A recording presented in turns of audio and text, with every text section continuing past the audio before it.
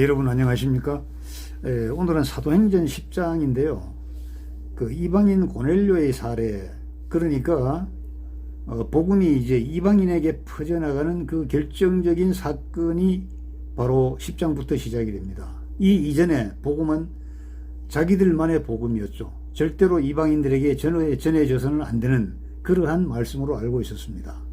베드로도 그렇게 생각하고 있었습니다. 그래서 베드로가 이방인 고넬료 집에 가라는 그 성령의 말씀을 그렇게 마뜩지 생각하지 않았습니다. 한번 살펴보죠.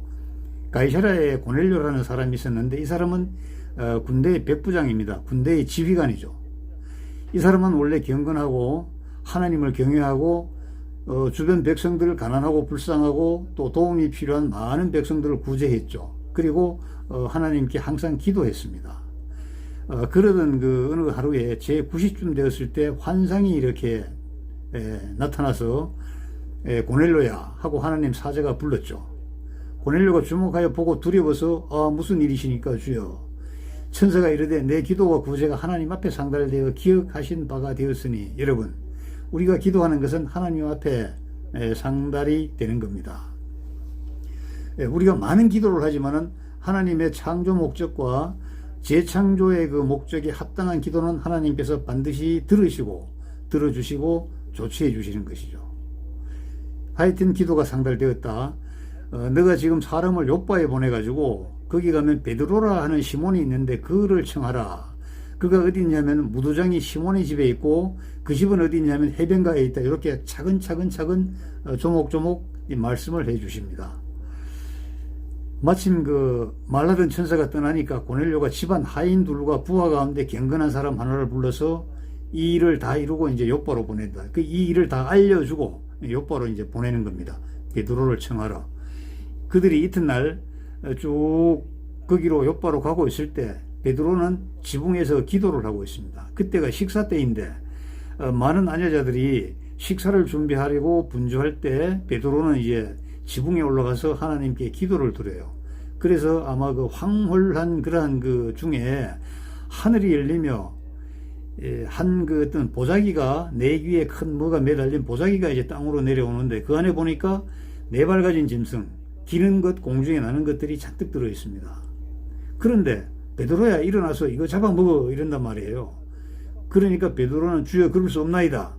속되고 깨끗하지 않은 것을 내가 결코 먹지 아니하였나이다 한데 이들의 그 당시 율법에는 베드로는 먹을 것과 먹지 않을 것을 정확하게 구별을 한 삶을 살고 있었죠. 두 번째 똑같은 소리가 들려요. 잡아먹어. 안 돼요. 세 번째 또 잡아먹어.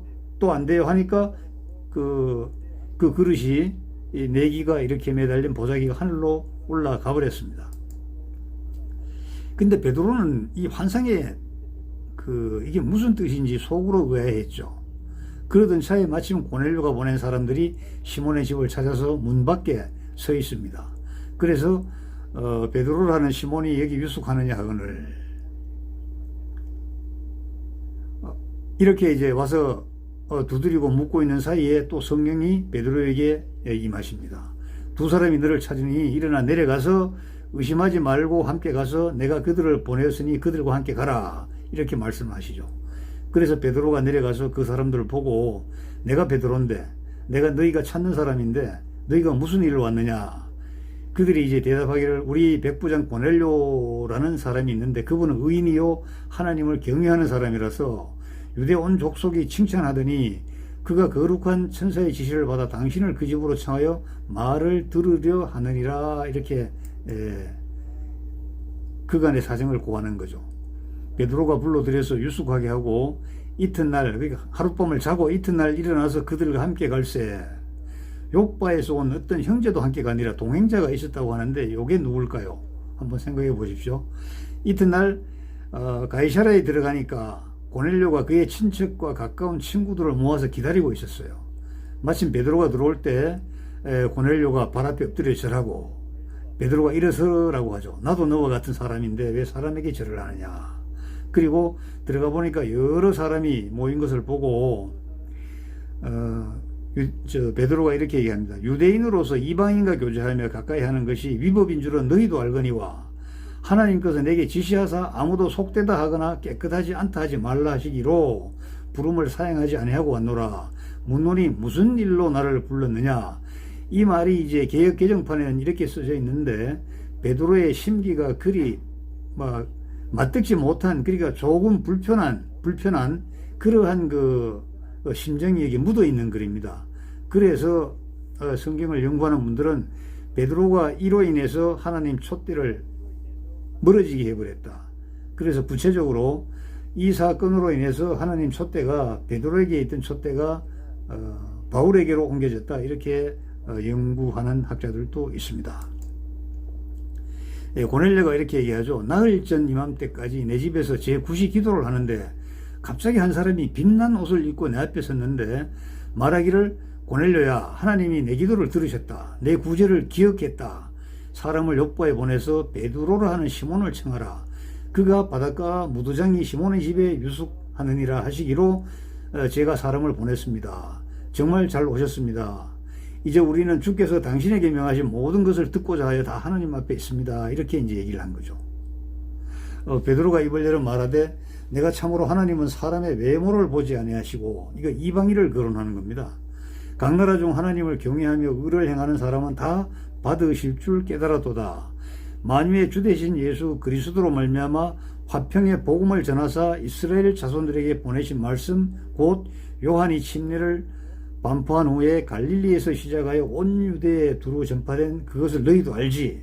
너희도 알거니와 하나님이 나사렛 예수에게 성령과 능력을 기름 붓듯 하셨으며 그가 두루 다니시며 선한 일을 행하시고 마귀에게 눌린 모든 사람을 고치셨으니 이는 하나님이 함께 하셨습니다.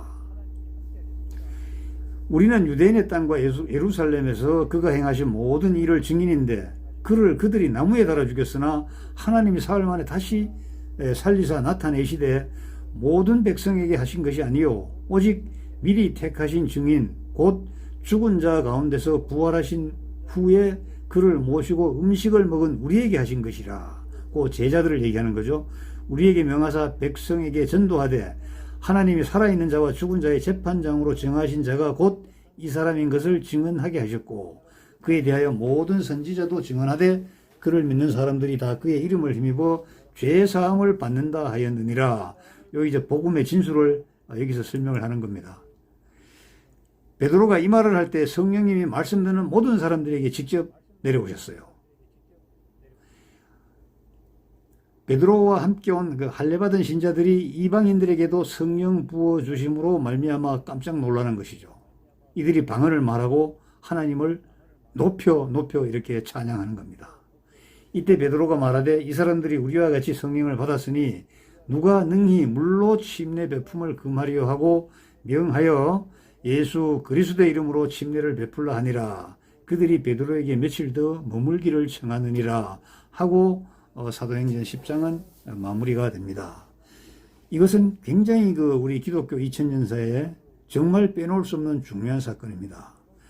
하나님의 복음이 그들이 터부시하고 그들이 정말 아주 악의 종자라고 얘기했던 이방인들에게 이것이 전파되는 계기가 되는 것이죠. 그로 인하여 기독교 2000년사에 지금 대한민국이 하나님 나라의 중심에 반드시 서 있습니다. 지금 우리가 흔들리고 있죠. 사상적으로 주사파, 우리 기독교 하나님을 부정하는 그 세력들이 정치 권력을 잡다 보니까 이 정치 권력을 가진 사람들이 우리 기독교를 핍박하고 있습니다. 최근 사실 코로나 관련해 가지고 우한 폐렴이죠. 여러 가지 문제가 있는데 이번에 또 8월 15일을 앞두고 예배 금지 조치를 내렸습니다. 여러분 이게 얼마나 악랄한 겁니까? 우리가 비상적으로 생각하기는 일제 신사참배가 굉장히 악랄하다 그러잖아요. 그때 주기철 손양원 목사님이 반대해서 형장에서 죽으셨잖아요. 그래서 우리는 그 신사참배가 뭐 그리 대단한가, 엄청나게 대단한가, 기독교 본질을 완전히 허물어뜨리고 하는 그 악의 어떤 그 제전인가 이렇게 생각하잖아요. 그렇지 않습니다. 뭐냐면은 예배는 드리되 예배 앞에 일본식의 국민의례를 하라는 겁니다. 예를 들어서 일본 국가를 부르고 천황을 위해서 우리가 사도신경을 외치듯이 주의 기도를 우리가 외우듯이 천황을 위해서, 일본의 천황을 위해서 이렇게 우리가 기도를 하고 그리고 너희들 그 예배를 하라는 겁니다. 예배를 금지한 게 아닙니다. 이게요. 신사참배가. 우리는 구체적으로 모르고 그냥 막 생각하니까 신사참배하니까 막 교회 불지르고 한 걸로 그렇게 알잖아요. 그렇지 않습니다. 6.25 때 그 북계군이 내려왔을 때 그때 우리가 기도했잖아요. 교회가 있었다는 겁니다. 일본 놈들이 식민지는 했어도 교회는 파괴하지 않았다는 겁니다. 그래서 이제 점점 더 나가서 종교의 정치 참여 금지 그래가지고 너희들은 교회에서 예배만 하되 정치에 너희들을 간섭하지 마. 그리고 교회가 앞장서서 독립운동하지 마. 이렇게 이제 제한의 수위를 넓혀갔던 겁니다. 그런데 뜬금없이 지금요. 2021년에 정말 세계에서 우리가 지금 그 35식 국가에 들어갔거든요. 국민소득 3만 달러, 인구 5천만 명 넘는 나라가 전 세계 7개 나라밖에 없어요. 거기 우리가 2018년에 들어갔고, 근세사의 식민지 침략을 받았던 나라에서 이 나라에 들어간 나라는 단 한 나라도 없어요. 우리밖에 없어요. 보십시오. 이태리 군국주의, 독일, 세계대전을 2번이나 일으킨 나라, 영국, 해지지 않는 나라 건설, 프랑스 대단했죠. 일본 대단했잖아요. 그 다음에 미국은 당연히 들어가고, 그리고 우리나라가 들어가는 겁니다. 여러분, 이런 대한민국입니다. 그런데 하는 짓이 정말 70년 전, 100년 전부터 시작된 우리를 식민지배에 있던 일본 놈들의 그 사고만도 못하니까 이것이 어찌 참 가당키는 한 얘기입니까? 그런데 이것이 또 타당하다고 비대면 예배도 좋다고 하는 사람들이 또 엄청나게 많아요. 이게 목사놈들이거든요. 저도 사실 신학을 공부하고 늦게 시작해서 저도 목사가 되었습니다만은 늘 느끼는 게 정말 인간적으로 너무 못된 사람들이 목사타에 들어가지고 있는 겁니다. 그러니까 인간 개차반 개막내들이 궁예저축으로 탈출구로 이제 목사를 따니 자격증을 따니 그들에 의해서 뭐가 되겠습니까? 인문학의 기초가 있습니까? 무슨 윤리 도덕성이 있습니까?